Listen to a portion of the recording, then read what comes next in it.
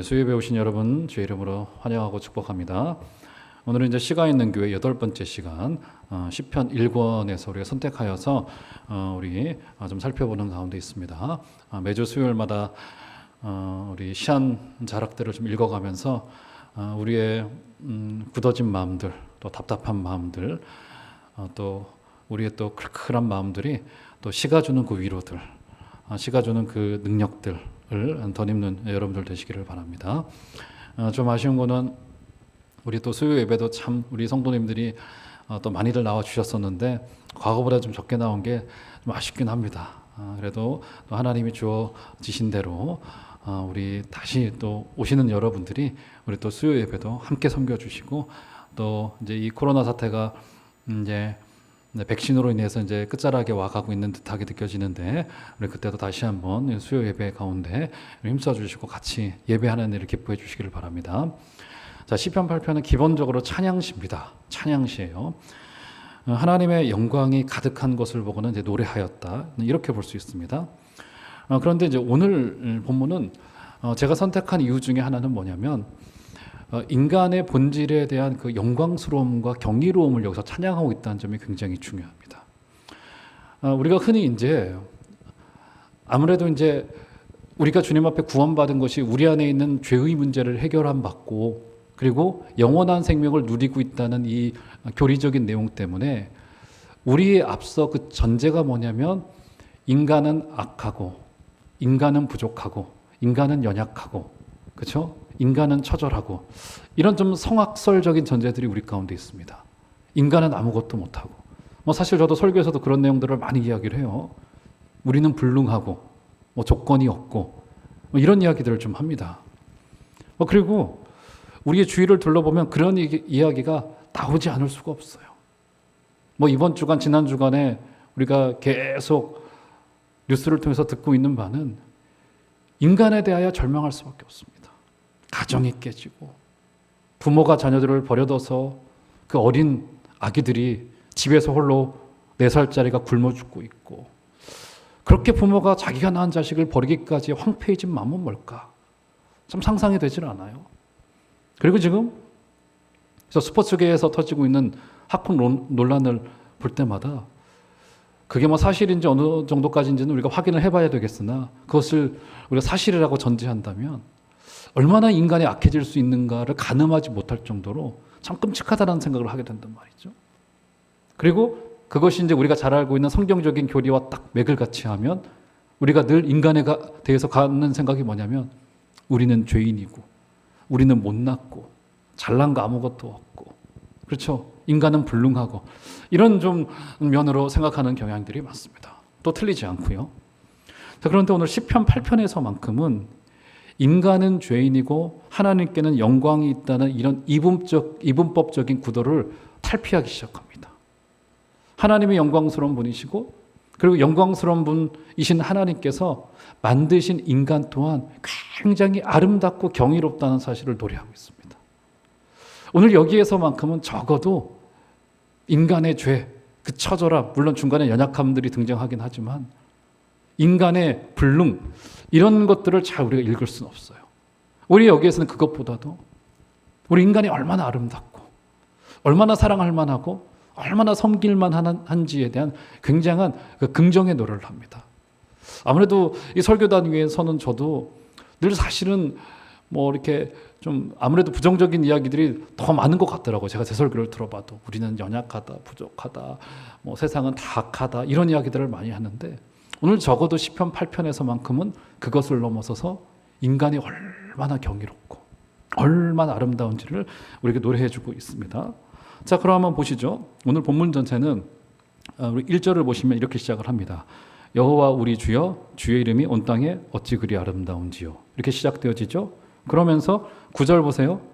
여호와 우리 주여, 주의 이름이 온 땅에 어찌 그리 아름다운지요 하면서 소위 말하는 이것을 감싸는 구조라고 표현합니다. 첫 절과 마지막 절을 같은 내용에 둠으로써 여호와 우리 주여, 주의 이름이 온 땅에 어찌 그리 아름다운지요 라고 하면서 시의 중간의 결과의 내용들을 보니까 결국 여호와 우리 주여, 주의 이름이 온 땅에 아름답고 영광스럽군요 라고 노래하게 되는 결론으로 가게 된다는 그림을 보여주고 있는 겁니다. 그렇죠? 자, 여기서 우리 주여라고 하는 표현이 등장하죠. 1절과 9절에서. 근데 이 표현은 전형적인 어떤 표현이냐면 백성들이 왕을 향하여 부를 때 사용했던 표현입니다. 우리로 말하면 전하 이런 뜻이에요. 전하. 조선시대 때 뭐 그렇게 진짜로 불렀는지는 모르겠습니다만 우리 사극에서 나오지 않습니까? 전하 통촉하여 주옵소서 정도의 표현이 여호와 우리 주여라고 하는 표현입니다. 그러니까 이것은 하나님이 우리의 왕이 되심을 고백하는 표현이에요. 그러니까 주님의 왕권이 여기서 얼마나 신성한지를 보여주고 있는 그림이 1절과 9절이 보여주고 있는 그림입니다. 그러니까 지금 하나님이 이 땅을 주관하고 계시고 오늘 시인처럼 그것을 인정하여 그 신성함을 노래하자는 겁니다. 저 여러분들은 어떨까요? 여러분 지금 하나님의 왕권이 하나님의 다스림이 여러분의 삶 가운데 느껴지십니까? 여러분 어떠십니까? 하나님이 여러분의 삶 속에 왕이 되시고 주인이 되셔서 그분이 다스리고 계신가요? 그분의 통치권이 있으신가요? 오늘 시인은 얼마나 하나님의 왕권과 하나님의 통치하심이 아름답던지 그것을 시로 적어서 노래에 익혀서 지금 하나님 앞에 올려 부르고 있는 거 아니겠습니까? 그렇죠?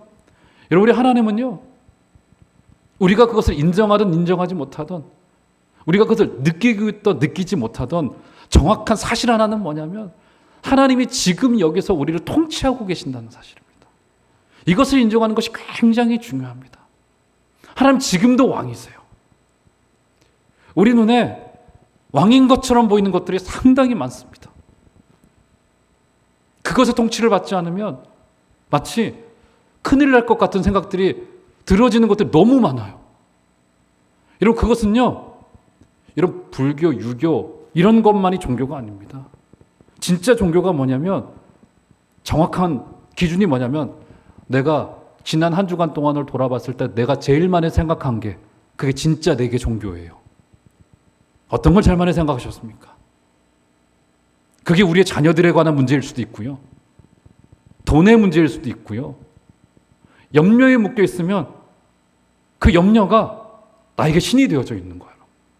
그런데 오늘 시인이 고백하는 말은 뭐냐면 우리 하나님이 지금도 왕이 되셔서 지금 여기에서 우리를 통치하고 다스리고 계시다는 주님의 그 통치에 대한 인정입니다. 우리 삶이 어떨지라도 그것을 노래하고 있다고요. 주님의 통치가 아름답게 우리의 삶 가운데 일어나고 있다는 사실입니다. 사랑하는 여러분, 이것을 꼭 믿으시기를 바랍니다. 주님은 지금도 왕이세요.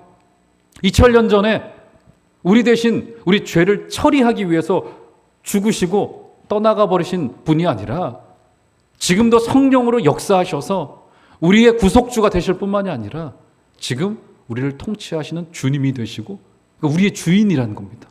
그리고 우리는 그분의 백성이요. 그분은 우리의 왕이라고 하는 사실. 이것이 인정되어질 때 우리는 비로소 진짜 우리를 발견할 수 있게 되었어요. 인간이 얼마나 아름다운지를 하나님이 왕이라는 사실을 인정하면서부터 이게 그냥 입술로만의 고백이 아니에요.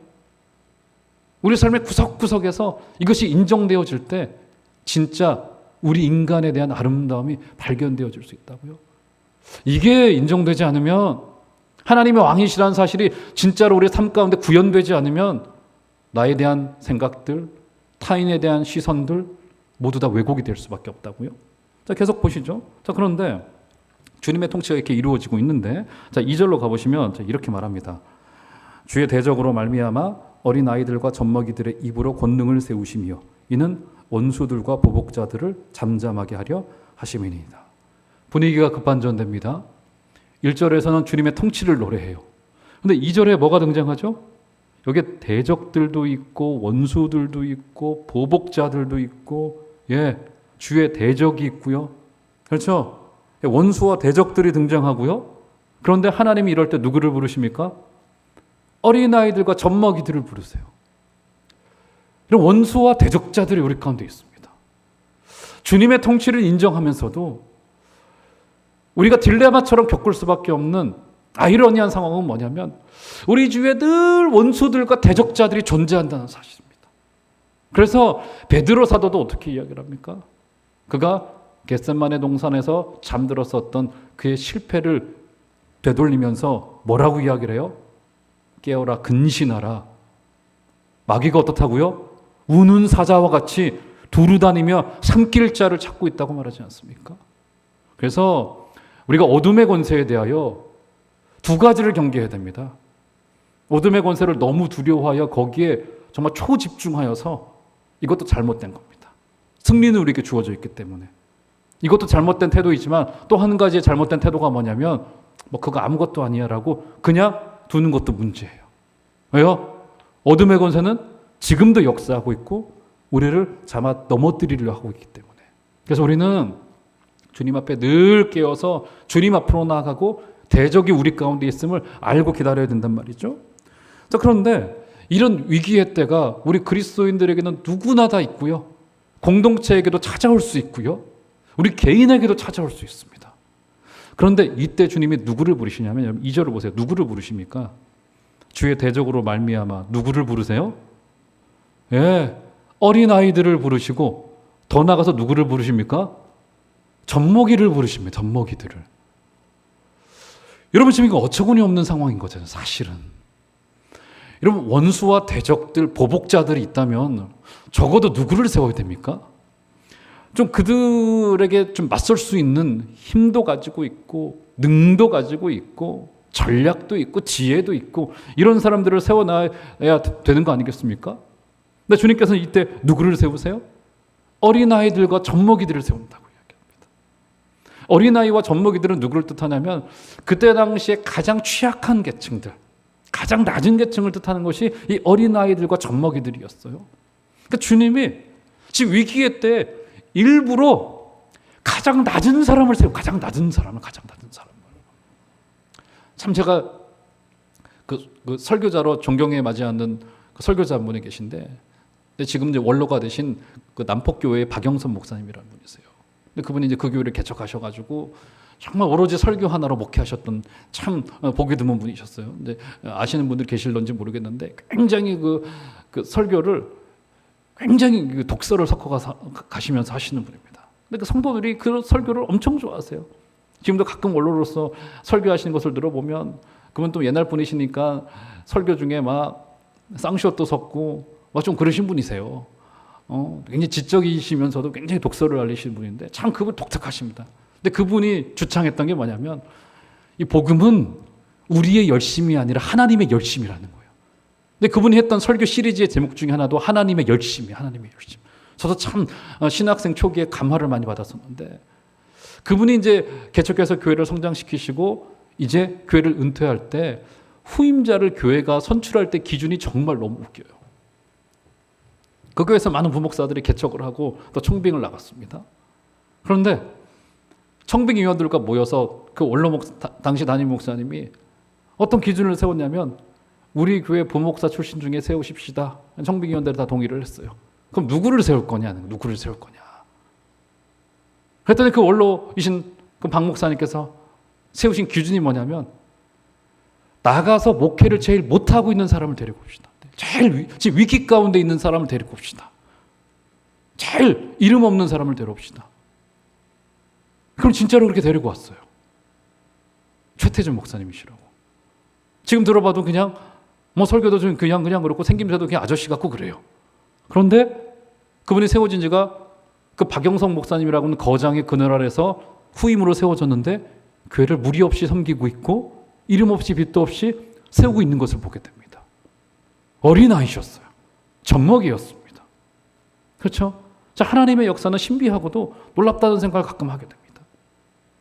그러면서 오늘 2절의 본문을 조금 더 집중해서 봐야 돼요. 보시면 어린아이들과 젖먹이들의 무엇으로 권능을 세우시겠대요? 그들의 입을 통하여 권능을 세우시겠다고 이야기합니다. 여러분 어린아이들과 젖먹이들의 입에서 어떤 소리가 튀어져 나옵니까? 우리 자녀들 키워보신 분들 아시잖아요. 무슨 얘기 나옵니까? 뭐 나와요?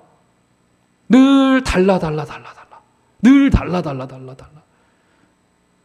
이건 틀리지 않은 말일 겁니다. 우리 부모님들은 다 아실 거예요. 그 어렸을 적에 저기 우리 지금 잠옷실에도 우리 애들이 오랜만에 와서 앉아있는데 저 애들 아침부터 눈 떠서 잘 때까지 놀아달라, 먹을 거 달라, 재미있게 해달라, 모든 거 다 달라. 이거는 지금 저도 아직까지도 겪고 있는 문제입니다. 아무리 커도 애들이. 언제까지 안 달라고 할까? 모르겠어요. 애들은 늘 달라 하는 거죠. 맞죠, 여러분? 근데 하나님 그걸 원하신다는 거예요.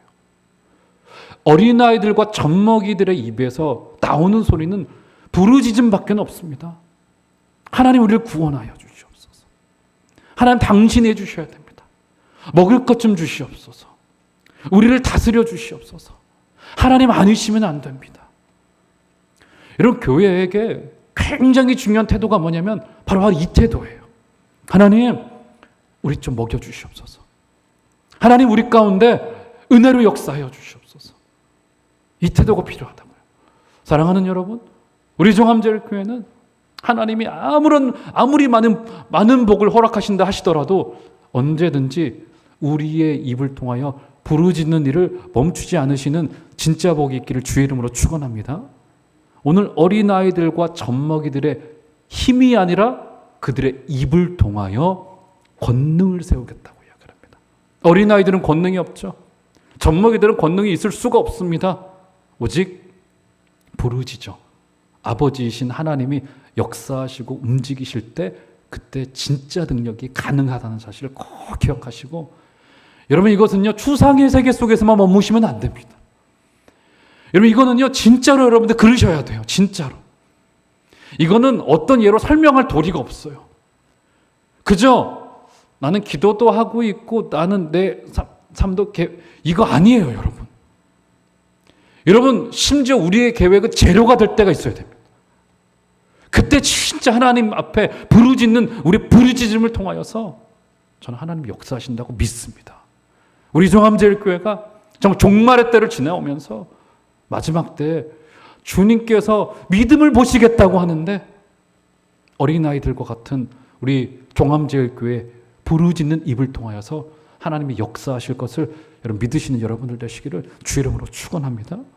바로 이 부르짖는 자들의 입 때문에 정말 교회는 부흥하고 발전하고 연명할 수 있었다는 사실을 꼭 기억하시기를 주의 이름으로 축원합니다. 그렇게 할 때 하나님이 약속을 한 가지를 주시죠. 2절의 후반절을 보세요. 이는 원수들과 보복자들을 잠잠하게 하려 하심이다. 이렇게 이야기를 합니다. 네, 우리가 부르짖자 어떻게 됩니까? 원수들과 보복자들을 잠잠하게 하려 하심이라. 우리가 하나님만을 향하여 입을 벌려 간구하고 목소리를 높여 그분을 찬양할 때 어떤 일이 찾아온다고요? 원수들과 보복자들의 입이 닫혀지게 됩니다. 맞죠, 여러분? 잠잠하게 되어져요. 여러분, 우리가 얼마나 시끄러운 세상을 살아가고 있습니까? 너무나도 복잡하잖아요.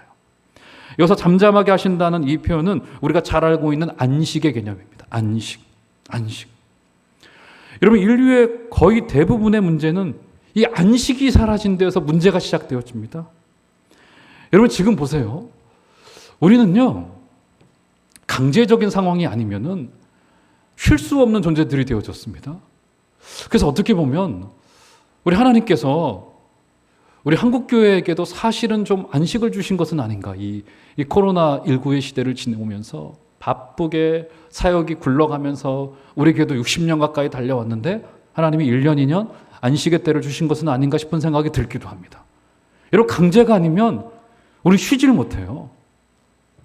제가 얼마 전에 말씀드렸던 후배 목회자 이제 곧 교회를 개척하기 위해서 준비하고 있습니다. 내년 1월부터 개척된 교회가 시작이 되어질 거예요. 그래가지고 그 친구가 한 2, 3개월의 시간이 좀 있었습니다. 자녀들 셋을, 그건 또 아들만 셋이에요. 셋을 데리고 한 3주 동안 저기 멀리 지방에 가서 좀 쉬다 온다고 내려갔습니다. 중간에 전화가 왔어요. 며칠 안 됐는데 내려간 지. 목사님, 못 쉬겠습니다. 그러더라고요. 마음이 불안해서 못 쉬겠대요. 지금 사역도 없고 할 것도 없고 아무것도 할 게 없는데 아무것도 안 하고 있는 자신이 너무너무 불안하다는 거예요. 일주일 동안 밤에 잠도 안 오고 뭘 못하겠고 쉬지도 못하겠고 놀지도 못하겠고 마음이 불안하더라는 겁니다. 끊임없이 돌아가는 기계 속에 본인을 집어넣었다가 한번 빼보니까 하나님이 주시는 안식도 누리지 못한 인간이 되어져 버리고 만 거예요. 그리고는 일주일이 지나고 2주 정도 되니까 비로소 그때 밤에 잠도 오고 아침에 눈도 가볍게 떠지고 하더라는 겁니다. 우리가 얼마나 쫓겨 사는지 모르겠어요. 여러분, 지금도 유튜브에 남아있는 그 찰리 채플린의 모던 타임즈라고 하는 그 무언극들이지 않습니까? 그것을 보면은 산업혁명 이후에 기계화된 사회 속의 일원으로서의 인간의 그 불행함과 인간의 그 처절함과 이름 없이 사라져가는 인간의 그 연약함에 대해서 풍자적으로 그려내고 있는 거 아니겠습니까? 우리는 그런지도 모르겠습니다. 쉬지 못하고 끊임없이 기계를 돌리듯이 스스로를 가혹하게, 자신을 가혹하게 내려칩니다. 우리의 연약함들을 가혹하게 내려쳐요. 자신에 대해서 가차없이 평가하는 참 안타까운 시대를 살아가고 있던 중에 우리 가운데 안식이 없는데, 오늘 하나님이 약속하신 것은 무엇이냐면 어린아이들과 젖먹이들의 입으로 부르짖을 때 우리 하나님은 안식을 주시겠다는 약속을 주고 있는 겁니다. 그런데 이제 연약한 인간에서 넘어서서 이제 하나님께서는, 오늘 시인은 좀 시선을 조금 더 바꾸고 있습니다. 자, 눈을 들어서 이제 3절을 한번 보시면, 자, 이렇게 이야기를 합니다. 제가 읽어드릴게요.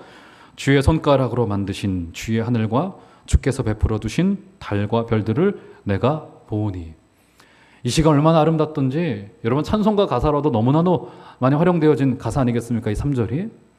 하늘의 별들을 보니까 너무너무 아름답단 말이죠.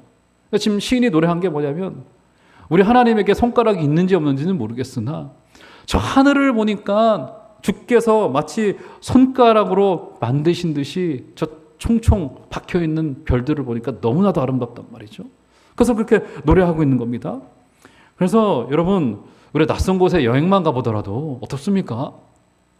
동해안에 일렁이는 파도만 보더라도 그 파도가, 오늘 마침 이정 목사님이 너무나도 적절하게 오늘 본문을 읽고서 이 찬송가 가사를 정해 주셨는지 모르겠습니다만, 찬송가 478자. 동해 안에 일렁이는 파도만 보더라도 어때요? 인간의 어떤 기술로도 만들 수 없는 어마어마한 광경들이 벌어지지 않습니까? 그렇지 않아요? 그렇죠? 일렁이는 파도의 모습들. 그런데 그렇게 자연계의 아름다움을 보다가 한켠에 시인에게 또 다른 생각이 밀려 들어오기 시작해요. 그게 뭐냐면 바로 4절입니다. 4절 보시면, 자, 사람에게 이제 눈을 돌립니다. 사람이 무엇이기에 주께서 그를 생각하시며 인자가 무엇이기에 주께서 그를 돌보시나이까. 아니, 저 자연계도 저렇게 경이롭고 아름다운데 시인이 저 자연을, 그 피조 세계를 바라보고 감탄을 내지르다가 옆에 있는 사람이 눈에 들어왔단 말이죠. 그런데 옆에 있는 이 사람이야말로 너무나도 경이롭고 아름답단 말이죠. 너무나도 아름다운 겁니다. 특별히 이 4절에 보면 사람이나 인자라고 표현하지 않았습니까? 이것은 인간의 연약함, 더 나아가서 죽을 수밖에 없는 인간의 그 본질의 운명을 좀 강조한 표현이 바로 사람과 인자라고 하는 그 표현입니다. 그런데 여기서 사람이, 그 연약한 사람이 무엇이기에 주께서 그를 생각하시며 인자가 무엇이기에 주께서 그를 돌보시나이까. 저 자연계를 바라보다가 이 앞에 있는 그 인간을 바라보니까 너무너무 경이로운 거예요. 우리 하나님이 얼마나, 그 구원의 행위가 얼마나 놀랍던지, 나를 바라보고 이 앞에 있는 이 사람과 인간을 바라보니까 너무나도 경이롭단 말이죠. 도대체 사람이 무엇이기에 하나님이 그를 생각해 주시고 인자가 무엇이기에 우리를 돌보신단 말입니까? 지금 이렇게 노래하고 있단 말이죠. 여러분, 따지고 보면 참 그대로 인간은 말 그대로 먼지에 불과합니다. 그런데 하나님이 돌보신단 말이죠. 솔직히 기대하기 어려워요. 기대하기 어렵습니다. 우리 그런 말 하지 않습니까? 가족 말고는 믿을 사람 아무도 없어. 근데 요새는 그 말도 통하지 않아요.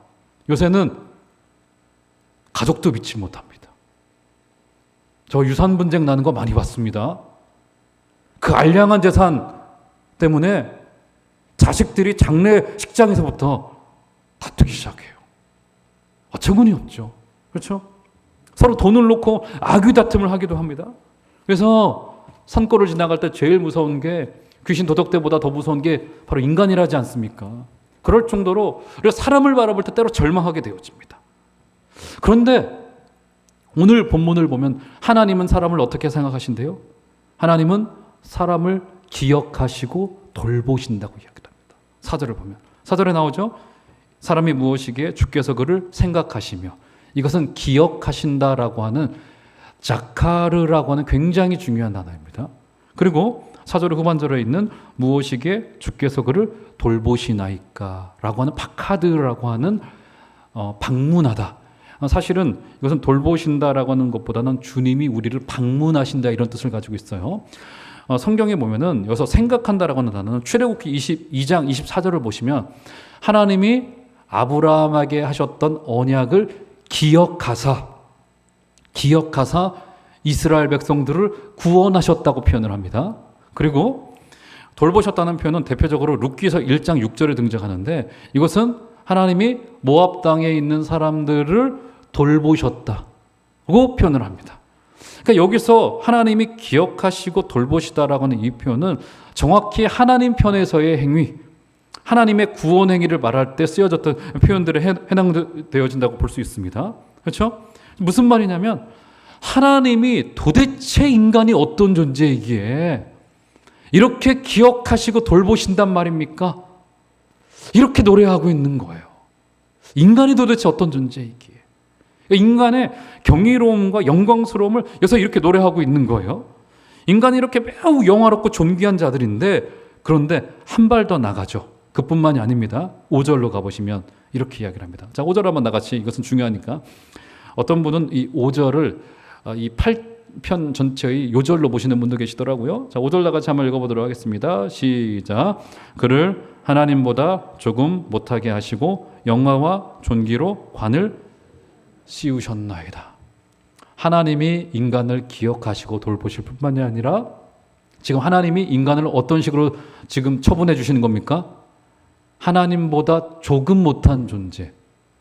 여러분, 이것은 하나님보다 인간이 못난 존재라고 하는 것을 강조하는 표현이 아니라 어떤 의미예요?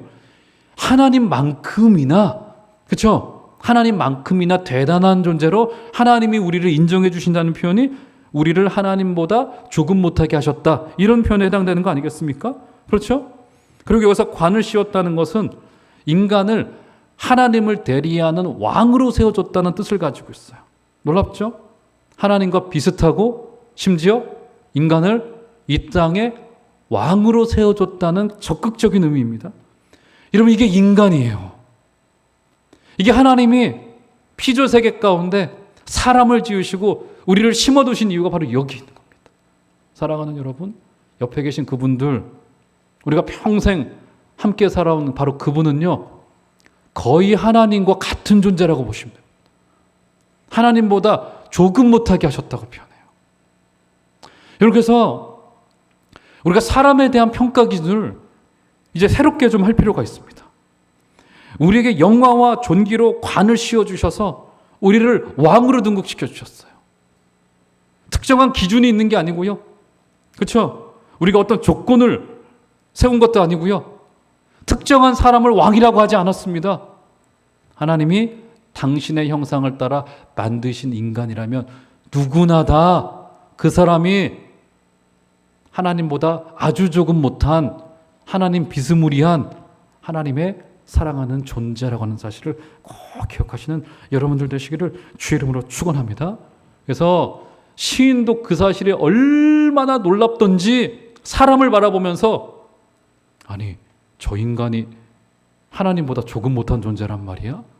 도대체 하나님이 어떤 분이시기에, 도대체 사람은 어떤 존재이기에 저 사람이 하나님보다 조금 못한 존재란 말인가? 이런 노래를 하고 있는 거라고요. 사랑하는 여러분, 우리 교회에게 주신 그 형제 자매들은 하나님이 우리에게 허락하신 하나님보다 아주 조금 못한 하나님의 대리자라고 하는 사실을 꼭 기억하시는 여러분들 되시기를 주의 이름으로 축원합니다. 그래서 그게 어디까지 나아가냐면, 여러분 보시겠어요? 6절로 가보시면 이렇게 이야기를 합니다. 주의 손으로 만드신 것을 다스리게 하시고 만물을 그의 발 아래 두셨으니. 어디까지 나아가요? 인간을 왕의 대리자로 세워서 만물을 다스리는 자리로까지 나아가게 만들고 계시죠? 6절과 7절과 8절은 인간에 의하여 다스려지는 존재들이 누구인지를 설명해 주고 있는 겁니다. 피조 세계의 전체를 이야기합니다. 인간은 지금도 그래서 왕노릇하고 있는 겁니다. 맞죠, 여러분? 그래서 우리는 하나님의 뜻에 따라서 이 땅을 하나님의 선하신 의도에 따라서 개발하고 이 땅을 섬길 의무가 우리 가운데 있는 거라고요. 그 통치를 위임받아서 이 땅을 다스릴 의무가 우리 가운데 있는 겁니다. 그래서 흔히 이것에 대해서 우리는 청지기다 이렇게 말하는 청지기다. 자, 그래서 오늘 말씀을 두 가지로 정리해보고 말씀을 좀 마치도록 하겠습니다. 자, 오늘 말씀의 결론을 말하자면 크게 두 가지로 정리가 될 수 있을 것 같아요. 첫 번째는 우리를 하나님보다 조금 못한 존재라는 것에서 우리가 어떤 의미를 좀 찾을 수 있냐면 우리가 하나님의 성품에 참여해야 된다는 사실을 발견할 수 있습니다. 자, 이것은 성경을 한 군데 찾아보시죠. 베드로후서 1장 4절을 좀 찾아보시면, 자, 베드로후서 1장 4절 성경을 펴도록 하겠습니다. 자, 우리로 하나님보다 조금 못한 존재라고 한다면 바로 어떤 자리까지 가도록 하게 하시는가? 자, 1장 4절. 자, 한번 다 같이 한 소리를 읽어보도록 하겠습니다. 시작. 이로써 그 보배롭고 지극히 큰 약속을 우리에게 주사 이 약속으로 말미암아 너희가 정욕 때문에 세상에서 썩어질 것을 피하여 신성한 성품에 참여하는 자가 되게 하려 하셨느니라. 그렇죠? 첫 번째 중요한 적용점이 뭐냐? 우리를 하나님의 성품에 참여토록 우리를 독려하고 있다는 사실입니다. 그리고는 여러분 1장 5절, 6절, 7절의 결론으로서 7절을 보시면 경건의 형제 우애를 형제 우애에 사랑을 더하라 라고 하면서 하나님의 성품에 참여하는 그 마침표가 뭐냐면 바로 사랑이라고 하는 성품의 자리까지 나아가라고 이야기하고 있습니다. 결국 베드로 사도는 사랑을 더하라라고 결론 내고 있어요. 여러분, 우리가 짐승과 구분되는 점이 바로 여기에 있습니다. 우리는 사랑하는 존재들입니다. 사랑하는 존재들. 사랑할 수 있는 존재들이에요. 여러분, 물론 인간이 가장 무섭고 가장 실망스러운 것은 사실이에요. 여러분, 우리는요, 저게 자연세계에 실망하지 않습니다. 우리가 집에서 키우고 있는 반려견에 실망하지 않아요. 그렇죠? 그리고 그 산이나 그 짐승도 우리를 사랑하는 것은 아닙니다. 사실상. 사랑은 오직 인간만이 할 수 있는 감정이에요. 인간만이 할 수 있는 하나님을 향한 성품인 것입니다. 오늘 성경이 우리에게 주고 있는 첫 번째 적용적인 결론은 뭐냐면 우리로 하나님의 성품에 참여토록 독려하고 있는 겁니다. 사랑하는 여러분, 그래서 그런 생각을 안 하셨으면 좋겠습니다. 아무리 믿어봐야 저 인간은 안 돼. 이런 생각 안 하셨으면 좋겠습니다. 나는 목사님, 저는 원래 그렇게 생겨 먹었어요. 여러분, 이거 없습니다. 여러분, 나이가 어리나 적으나 남녀노소 다 떠나서 저는 하나님의 성품에 참여할 때 성령께서 우리의 마음을 바꾸어서 충분히 사랑하는 자로 바꿀 수 있다고 저는 믿고 있습니다. 믿음 안에서 불가능은 없어요. 우리로 그리고 이것을 동료이면서 책임으로 부르고 우리로 책무로 부릅니다. 어디까지요? 사랑하라고. 나는 성격이 원래 그래요? 아니요. 사랑하는 여러분, 사랑의 계명은 우리에게 본질이면서 우리에게 책임인 거라고요. 훈련이기도 하면서요. 우리 이 거룩한 책무에 기쁨으로 참여해 주시는 여러분들 다 되어 주시기를 주 이름으로 축원합니다. 그래서 우리 정함제일교회라고 한다면 지금도 너무나도 좋은 소문들이 많이 나 있는 우리 교회이지만 정말 저 교회 가면 정말 따뜻한 분들이 많은 교회, 정말 사랑받을 수 있는 교회다라고 하는 사실을 우리 모두 다 인정할 수 있게 되어지는 복된 은혜가 있으시기를 주 이름으로 축원합니다. 오직 인간만이 소망을 품고 사랑할 수 있어요. 우리 하나님의 성품에 다 참여하시는 여러분들 되시기를 바랍니다. 첫 번째 적용적인 결론이고요. 두 번째 적용적인 결론은 무엇이냐면 신성한 성품에 참여하여 우리는 하나님을 대리하여 이 땅을 섬기도록 우리를 부르고 있다는 사실입니다. 우리는 왕의 대리자예요. 왕의 대리자. 여러분, 이 땅은 죄로 오염되었습니다. 어그러지고 부서졌어요. 우리를 왜 이 땅에 심어두셨을까요? 그러면 바로 천국으로 왜 데려가지 않고요? 왜요? 빨리 나중에 잘 탈출하라고요? 그렇지 않습니다, 여러분. 그 이유가 무엇일까요? 이 타락한 땅에 하나님의 통치가 임하고 하나님의 선함이 임하도록 우리로 섬기도록 우리를 부르시고 있다는 사실을 꼭 기억하시길 바랍니다. 우리는 대리자예요. 하나님의 대리자. 이 하나님의 대리자라고 하는 사실을 인정하는 것이 굉장히 중요합니다. 제가 한 2년 전에 책을 한 권 읽었습니다. 그 책이 뭐냐면 청와대 비서관 중에서 굉장히 독특한 직책이 한 가지가 있더라고요. 그게 뭐냐면 영어로 스피치 라이터라고 하더라고요. 그게 뭐냐면 우리 대통령의 모든 역대 대통령마다 다 스피치 라이터를 뒀는데 대통령의 말씀 자료를 평소에 전부 다 기록을 해둡니다. 혹은 녹음을 다 해둬요.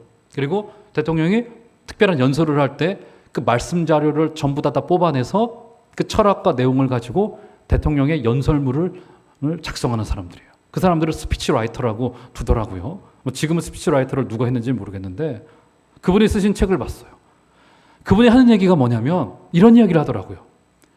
만약에 이 연설문이 내가 할 거라면 어렵지 않다는 거예요. 실수해도 내가 욕을 먹으면 되고 내 생각대로 하면 된단 말이죠. 내 성격대로 하면 된다는 말입니다. 그런데 문제는 뭐냐면 대통령의 생각을 가지고 와서 그분의 철학을 담아서 그분의 말투를 가지고 연설문을 만들어야 돼요. 밤새도록 대통령과 토론하기도 하고요. 논쟁을 하기도 하고 의견을 개진하여서 연설문을 만든다고 하더라고요. 너무너무 힘들대요. 본인 글이라면 괜찮대요. 그런데 이게 대통령의 글이고 대통령의 말이어야 된단 말이죠. 우리도 마찬가지입니다. 그래서 우리가 그리스도인으로 살아가는 것이요, 때로 번거롭습니다. 때로 어려운 것일 수 있어요. 이게 만약에 내 것을 한다면 그저 장사하듯이 목회하면 되는 겁니다. 그저 사업하듯이 인생 살아내면 돼요. 내 욕심을 채우듯이 살아내면 되는 겁니다. 근데 그렇지 않아요. 우리는 왕의 대리자로 이 땅에 하나님의 뜻을 위해서 성도 한 사람 한 사람을 세웠단 말이죠. 이거 여러분 번거롭습니다. 왜요? 그분의 뜻을 대리해야 되기 때문에. 때로 죄가 찾아오고 원수도 있고 우리 마음에 실망도 찾아오고 염려도 찾아올 때 우리가 흔들릴 수 있단 말이죠. 그런데 우리가 하나님의 대리자라고 하는 사실을 기억할 때 비로소 우리는 승리할 수 있게 되어집니다. 적용적인 결론으로서 첫 번째, 우리는 신의 성품에 참여하는 자들이고요. 그리고 두 번째, 하나님의 뜻을 대리하는 자들이라는 사실을 꼭 기억하셔서 하나님의 뜻을 이 땅 가운데 우리 멋지게 이루어 드리시는 여러분들 다 되어 주시기를 주의 이름으로 축원합니다.